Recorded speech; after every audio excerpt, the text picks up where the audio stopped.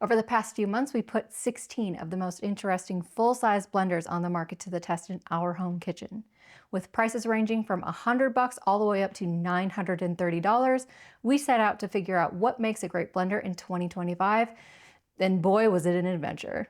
This was by far the hardest review we have ever done, and that's because the vast majority of these blenders are kind of garbage. Oh my God, I'm going. Wow, that's hot. It's in my hair. Yeesh. Okay, I have to stop. It's leaking all over the place. It can't do it. Here at Cult Flav, we review products for home cooks. We try to give an overview of both the technical details and what it's actually like to use these products as people who truly love cooking, not people who just want to get some food on the table. And there are a few rules that help us get there. First, everything gets tested in our home kitchen for actual cooking, but we'll often throw in some tasks that are designed to stress test them too. We record tons of test data in the process, but we filter that through the lens of what it's actually like to use a product day to day. But Like the large bowl? mouthfeel was better on the Fresh and Furious. That's true. And this is a perfect example of why like the numbers aren't the experience, right? Like if I was weighing these out, this would clearly win, but I think you're right on. Second, we dig in on why these products are the way they are. Not only are we interested in how they work on a base level, but we also want to know which details make some work better than others. And lastly, we tell you what we think about them. These are strictly our own opinions after spending time with these products. Brands have no say in what we review or how we review it. That's because Cult Flav is entirely community supported. We don't even turn on monetization. We purchase all of these review units ourselves and donate everything we can to charities here in LA that help people get set up in stable housing. Ultimately, we're just two home cooks who want to make better, more trustworthy reviews for other home cooks. All the content we make is free for everyone, but if you want to help us make it sustainable, it's pay what you want starting at $20 a year, and you can sign up at cultflav.com/subscribe. Oh, and we just got in some brand spanking new grocery bags too. So if that's your thing, there's a link in the description. Okay, back to blenders. The market is mostly divided into immersion, personal, and full size today, though we're seeing more and more units with food processors and other attachments as well. But the classic full-size units are still the most versatile of them all. While many think of these as simple smoothie machines, the pitch for home cooks is that they've got the speed to puree and emulsify sauces and soups into a beautiful velvety consistency and the resilience to muscle through even dense, sticky nut butters, usually at a scale that will allow you to feed a crowd. So on top of cooking actual meals for ourselves with these blenders, we also put together standardized tests for each of those essential tasks. We blended equal parts frozen corn and water for 2 minutes for a vegan queso recipe to test pureeing. We made a big batch of mayonnaise to test how much they could emulsify before getting stuck. We attempted to grind Skippy smooth peanut butter from whole roasted peanuts to see how they handled density. And we made kale and mixed berry smoothies to take care of those smoothie fans too. I can't drink in front of you.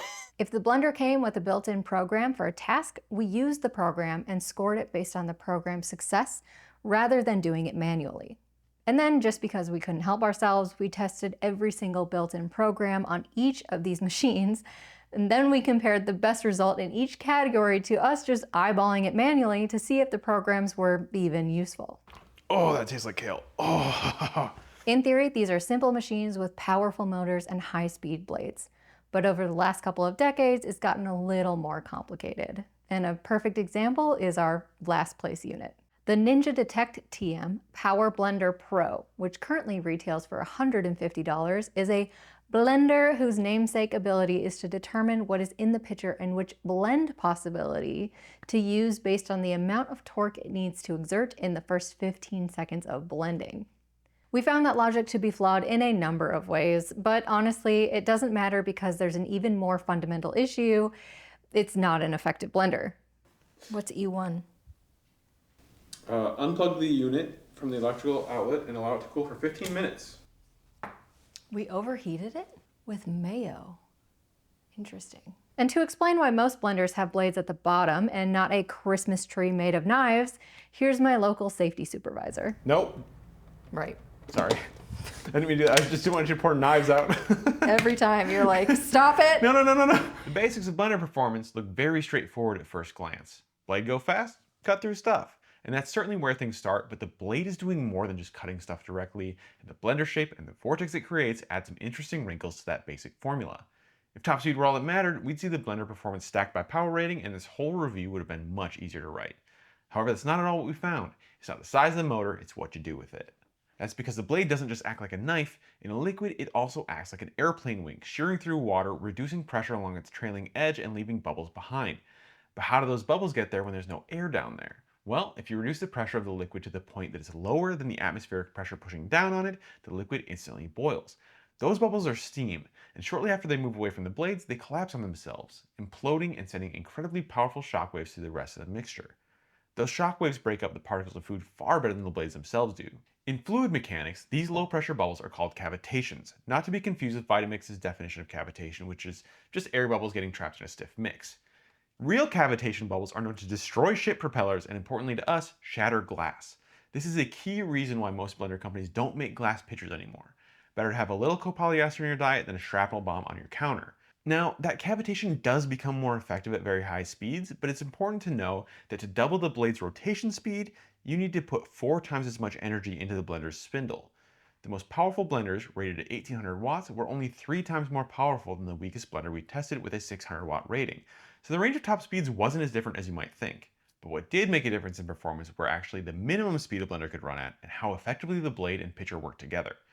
The lowest minimum speeds made it so the blender could be used for more tasks, but it had to be able to sustain that without overheating. A blender cools itself more effectively at high speeds, but it also forces the food away faster, making tasks like grinding nut butter or emulsifying mayonnaise far more difficult. The blenders that could sustain the lowest speeds without overheating worked the best at those tests. When it comes to blender pitcher synergy, we don't have the tools to get great readings on why different blade and pitcher shapes act the way that they do. So we did what we could and took slow motion video of each of the blenders at their lowest sustained speed and their highest sustained speed to see how they moved water around. Then, after completing our tests, we tried to correlate the patterns we saw to performance.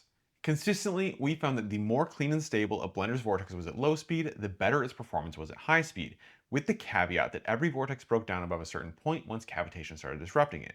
My best guess is that extra performance is due to relatively stable fluids allowing the blades to lower pressure further, but that's entirely speculative based on how spoilers work on F1 cars and what little I understand about it. We've got a pretty smart audience though, and I'm sure someone will be able to correct or confirm that in the comments. The Ninja has a 1200 watt rating and was handily outperformed by much less powerful blenders. It appears that its 3 food processors in a trench coat approach to design, and its relatively low top speed is reducing its ability to cause cavitation. And as Sarah's about to explain, that left behind just a mess of tiny particles. While it did just fine at the ice crushing portion of our smoothie test, that's about all it did. And when it came to a smoothie bowl and green smoothies, well, gritty. It's just grass clippings. It was the only blender to overheat making mayonnaise. Well, that's interesting. It had below average pureeing performance, and the manufacturer says not to grind ingredients, so we didn't even test peanut butter. Not only is this not a good blender, it's not really a blender.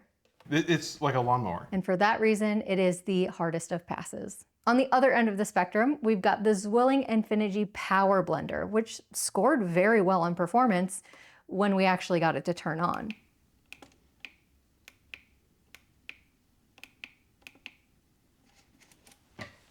What am I missing? The problem is an overly complex safety interlock system that uses a pin in the lid to depress a plunger in the handle of the pitcher, which pushes the magnet down so it can be read by the base.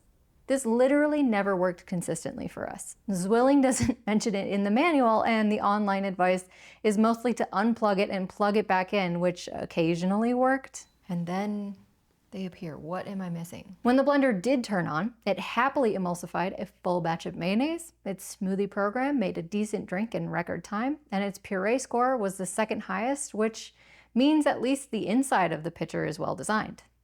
Wow, I think it might have pulverized basically everything. Everything is blended up really well. It's thick, but it's light. We did also test peanut butter with this unit despite some manufacturer warnings, and it stalled out the motor immediately. Though it did eventually make decent peanut butter, it just took a really long time. I wasn't expecting it to pass this test, but it did. I wouldn't recommend it, but it can. Ultimately, between its frustrating safety system, its lack of low-end oomph, its low contrast display on at least the silver model, and lack of dishwasher safety, thanks again to that interlock, the only parts that are dishwasher safe, not dishwasher safe, obviously. Not dishwasher safe. but these are. Oh, this is too. This just wasn't a nice blender to use, and certainly not worth $300, so pass. The $150 Nutribullet Blender combo had a lot going for it on paper. A 1200 watt motor at this price point is rare, and we loved its super simple control scheme. Sarah, it's a rave. I'm a Daft Punk now. And the speed from that powerful motor performed great in smoothie and puree tests. It's like 80% extraction. However, Nutribullet's super chaotic vortex patterns didn't fare as well with emulsifying mayo or getting smooth peanut butter results. If this were the blender I had at my house, this is just a task I wouldn't give to it. But in the end, it tore its own ass out when we ran it dry for just a minute or two to measure peak RPM with a stroboscope. I know that's an atypical use case, but it was a unique issue among all the units tested, and it left us with concerns for longevity, especially if we're potentially recommending it to people. So we just wouldn't. Pass. The Oster Original is pretty, but ultimately showed us why this style of blender isn't really a thing anymore. It was among the worst performers in every single task, including smoothies. And that is stuck. It stalled out after only half the oil for our mayo. It had the third worst puree results, and forget about peanut butter. There's smoke? Where? Yeah, there's Oh, there is. Holy shit. All right, we should probably stop that. I did not see that. I'm gonna call smoke a failure state. This was a bummer because having a nice simple blender like this, especially for only $120, sounds great. But if it's bad at every single task, It's too low for smoothies on the high end, and it's too high for mayo on the low end. pass. For a long time, Blendtec has been the other brand people talk about in the premium blender space. The Burger King to Vitamix's McDonald's. But after a month with it, I wouldn't even go so far as to call it premium. Its blunted blade design seemed neat, but performed poorly at emulsion, pureeing, and even smoothies. And it flat out died when we asked it to make peanut butter. We're gonna call it. This machine is done. We also unfortunately got a warped lid with this unit, and it made stuff spill everywhere. Luckily, we had a spare from another Blendtec unit with the same pitcher that let us keep testing, but even without the warp, it leaked out of the center cap, which doesn't seal in 2 of the 4 sides. I'm in the splash zone. On top of that, it had the audacity to be pretty objectively the ugliest machine in a frustratingly ugly field. Not really acceptable performance, build quality, or design, especially for $420. Man, I'll be happy to be done with this just so I don't have to deal with this lid anymore. Pass. A close runner-up for ugliest blender is the Cleanblend 3 HP commercial blender, which is also a crime against naming. First, the brand name is wellness bullshit about eating clean. Second, 3 horsepower is a bit of a stretch on this 1800 watt machine, a number that calculates out to 2.4 imperial horsepower or 2.45 metric horsepower. Third, its warranty specifically forbids commercial use. And fourth, it really struggled to blend anything but a smoothie. It's overheating really quickly.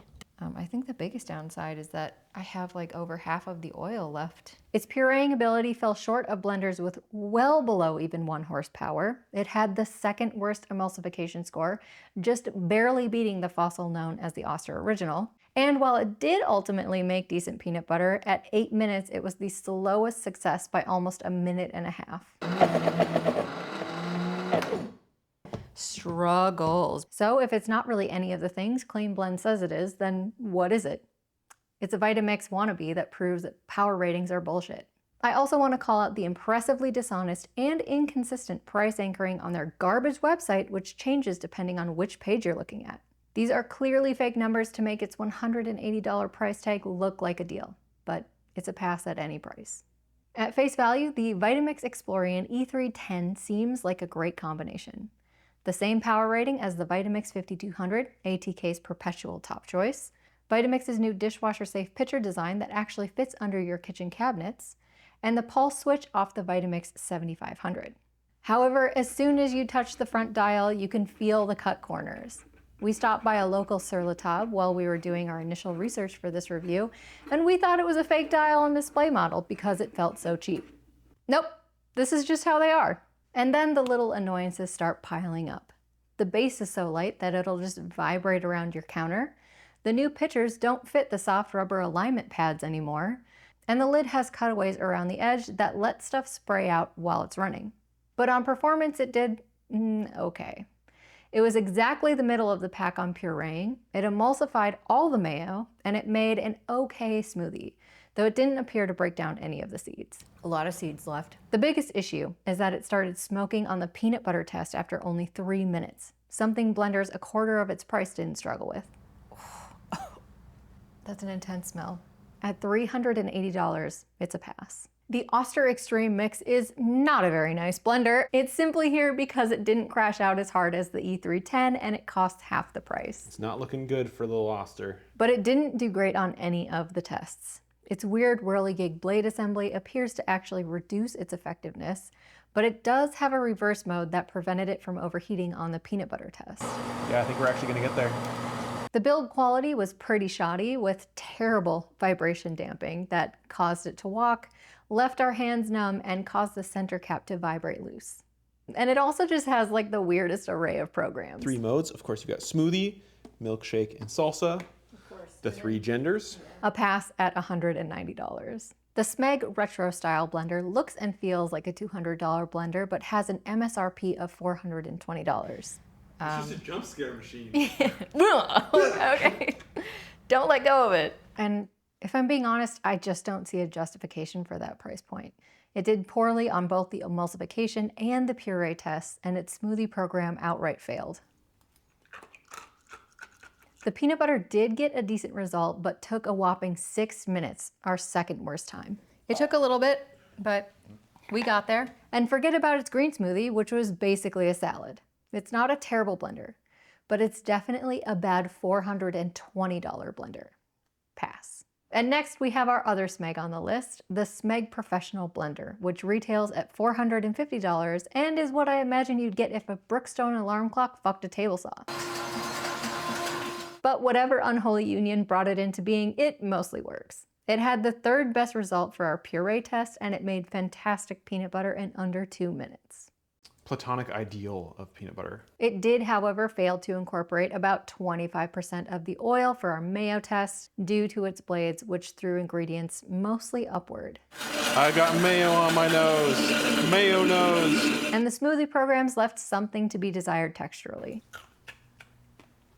Too big of ice chunks in this case. This is the one that I saw pineapple chunks in. Oh, you got one. They do have 2 modes for each program, however, single serve and family serve. Following the examples on Smeg's website, we selected single serve for our initial smoothie test, the one with all the ice. Ignoring their guidance and just using family serve mode did fix that issue, resulting in an average smoothie in an average time. It does project from the glass. What? Is there something on my face? Not the worst, but still a pass. In a category full of silly names, Breville's The Fresh and Furious takes the cake.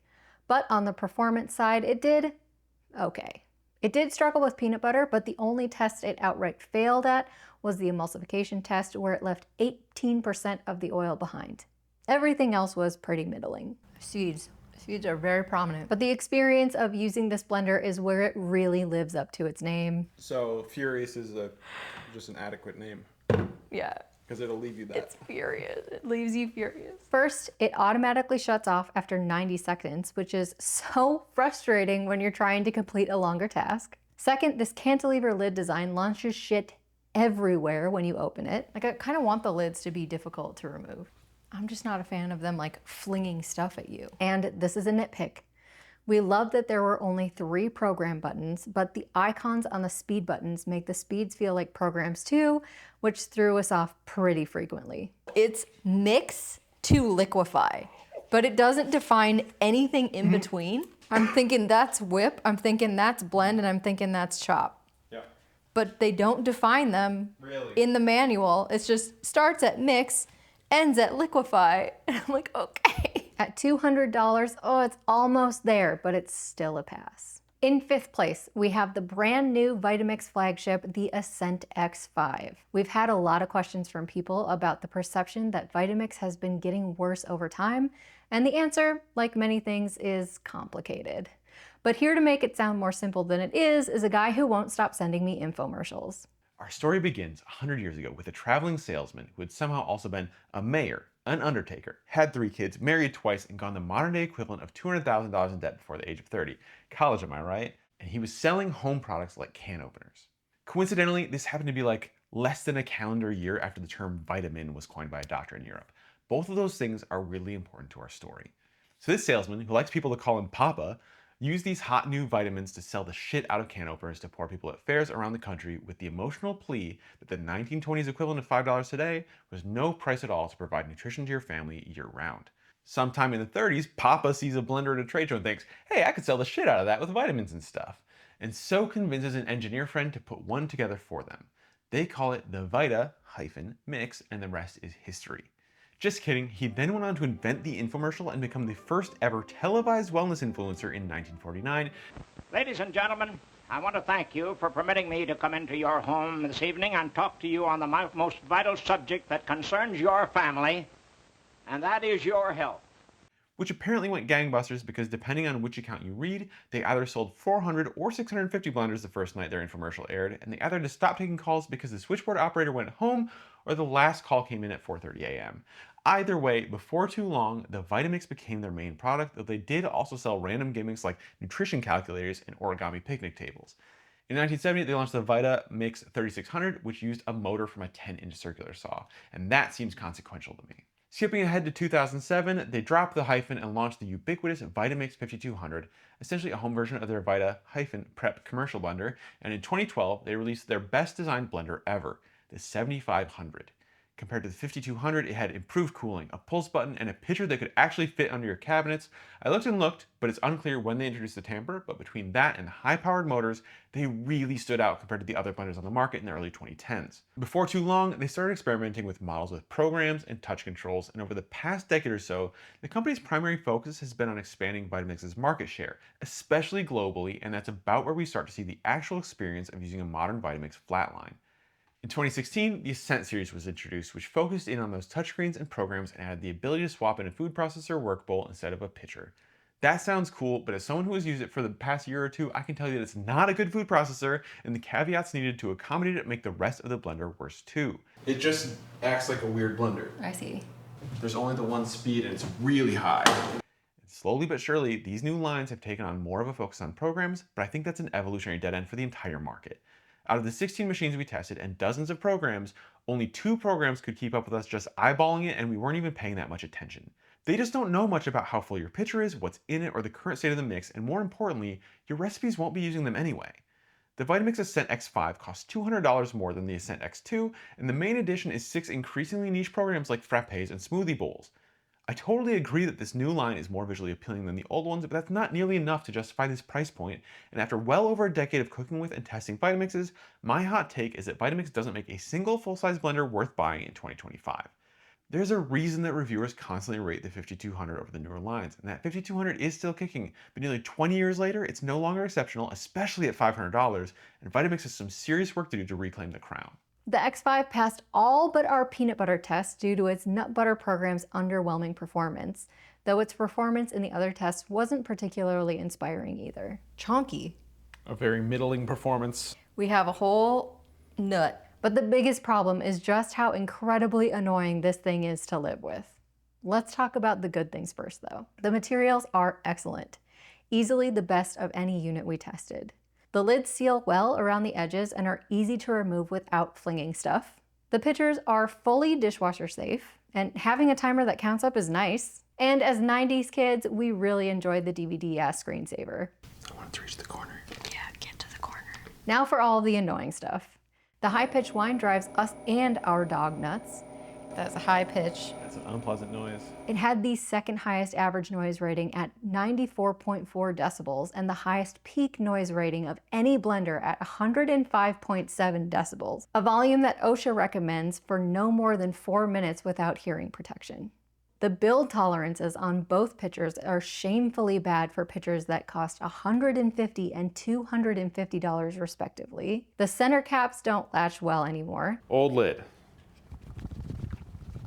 Can't hear anything, right? New lid. Other new lid.